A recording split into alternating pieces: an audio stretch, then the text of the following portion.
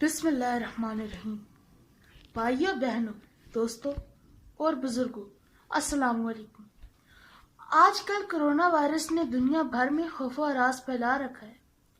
کچھ توہم پرست اور بدعقیدہ لوگ قرآن پاک سے بال نکلنے کی بے سروپا ویڈیوز سوشل میڈیا پر اپلوڈ کر کے کمزور ایمان والے لوگوں کے عقائد خراب کرنے کی کوشش کر رہے ہیں۔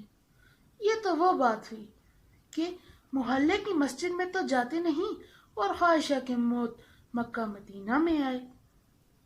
آفات و بلیات سے بچاؤ کا طریقہ ہمارے پیارے نبی صلی اللہ علیہ وآلہ وسلم نے 1441 سال پہلے بتا دیا تھا۔ بے شک پورا قرآن حکیم ہر قسم کے مسائل سے نجات اور وباؤں سے بچاؤ کا واحد حل ہے۔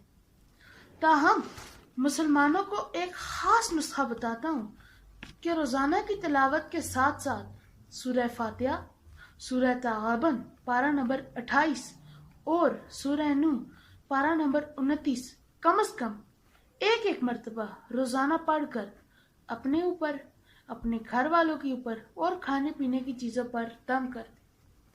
بازار جائیں تو چوتھا کلمہ پڑھ کر چاروں جانب پھونک دیں۔ خواتین گھروں میں نماز کا اہتمام کریں اور بالغ مرد نماز کے وقت مسجد کا رخ کریں۔ گھر کو خرافات سے بچائیں، اللہ کے ذکر سے منور کریں، اللہ کے احکامات اور نبی کریم صلی اللہ علیہ وآلہ وسلم کے طریقوں پر عمل کریں تو کوئی مصیبت یا کوئی وبا آپ کا کچھ نہیں بگاڑ سکتی۔ شکریہ۔